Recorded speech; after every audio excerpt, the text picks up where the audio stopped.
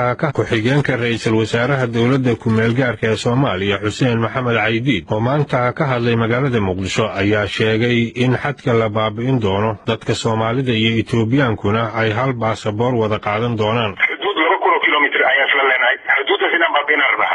ayl walaalana waa noo dhaxay mid. hal baasaboor, hal maxaa la yiraahdaa ciidan security iyo hal maxaa la yiraahdaa dhaqaale inaan soo saarno. Yurub way soo saartay 26 waddan oo dagaalkii koowaad dagaalkii labaad dagaalamay haddana France iyo Germany adugu askana maamulaya walaalihiin. Ra'iisul Wasaare ku-xigeenka dowladda federaalka ee Soomaaliya isla markaana wasiirka arrimaha gudaha ee dowladda ku-meelgaarka Xuseen Maxamed Caydiid ayaa waxa uu sheegay inay doonayaan in la baabi'iyo xuduudda Soomaaliya iyo Itoobiya u dhaxaysa isla markaasna la mideeyo labada dal. wuxuu hadalkaasi ka jeediyay maanta Xuseen Caydiid magaalada Muqdisho waa kan Axmed Ida Waqaca oo warkan Muqdisho ka soo diray. kulankani waxa uu ka dhacay sila Soomaaliya oo ah xaruntii hore ee madaxtooyada Soomaaliya isagoo ra'iisul wasaare ku-xigeenka ahna wasiirka arrimaha gudaha halkaasi kula hadlay oo dhaqameedyo ka socda qaar ka mid ah beelaha Soomaalida.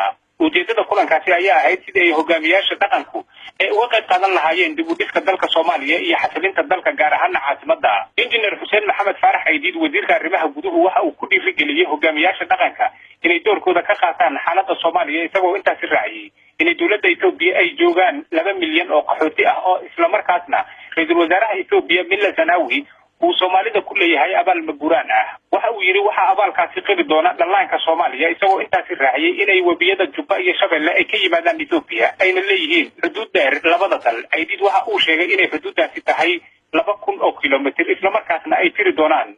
maruu sii hadlayana waxa uu yiri 2 milyan qaxootigiina 60% Itoobiya jooga. baasaboorka Itoobiya qaataan, guriga Itoobiya ku noolyihiin, adduunka ku aadaan, waa ka soo laabtaan, xoolo-dhaqatada waa galaan, waa ka soo baxaan. xuduud 2 kilomitir ayaan isla leenahay. xuduuddaas inaan baabi'in rabnaa. ayl walaalana waa noo dhaxay mid. hal baasaboor, hal maxaa la yiraahdaa ciidan security iyo hal maxaa la yiraahdaa dhaqaale inaan soo saarno.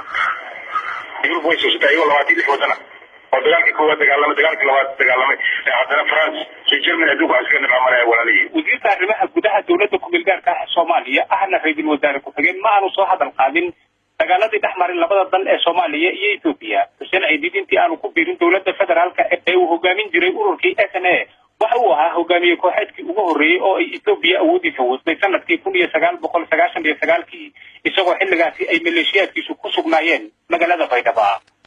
sidoo kale wasiirka arrimaha gudaha ee Soomaaliya ayaa maanta ku eedeeyay ergeyga gaarka ah ee dowladda Talyaaniga ee Soomaaliya Rafaeli inuu dhinac ahaa isagoo yiri ergeyga gaarka Talyaaniga Rafaeli oo Soomaaliya la xirtay oo wasiir ku-xigeenka arrimaha dibadda ah Ruben Kaaxi markuu joogay madaxweyne Shalbare waxa weeye maxaakiimta dhinaceed 300,000 lacag dib u heshiisiin toosiinay mafahmi kadib Talyaaniga wala soo shaqeeyay Talyaaniga ma Rafaeli wala heshiin kamid ah Talyaaniga saaxiib afariga ma yahay masiiran ka wada soo Soomaaliya wala wada gudoomiye baarlamaanka ayaa la leeyahay kaligiis 300,000 ka soo qaatay Yurub intii maanaha wuxuu la fiican maakiin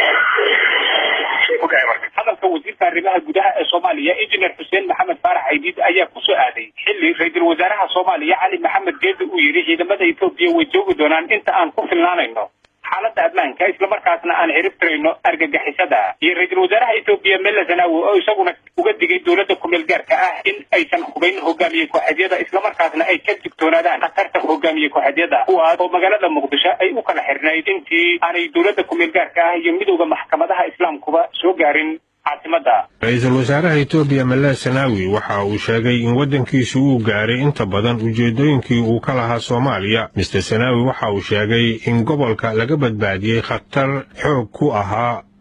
xoog leh oo ku soo fool hayd ammaankiisa. ሀገራችን ጀርባ ላይ የተሰካ በቀላሉ የማይነቀል እሾህ በመሆን ሀገራችንና መላ waxaan wareernay oo aan dhabarka ka jebinay oo koox isku diyaargaraynaysa in deganaansho la'aan iyo qas ay ka abuuraan ma aha Itoobiya oo qura oo isku diyaargaraynayeen in ay noqdaan qodax ku taagan oo ku mudan Itoobiya laakiin geeska Afrika oo dhan waxaan jebinay intii aanay geysan khasaare ay adkaan lahayd in laga soo waaqsado.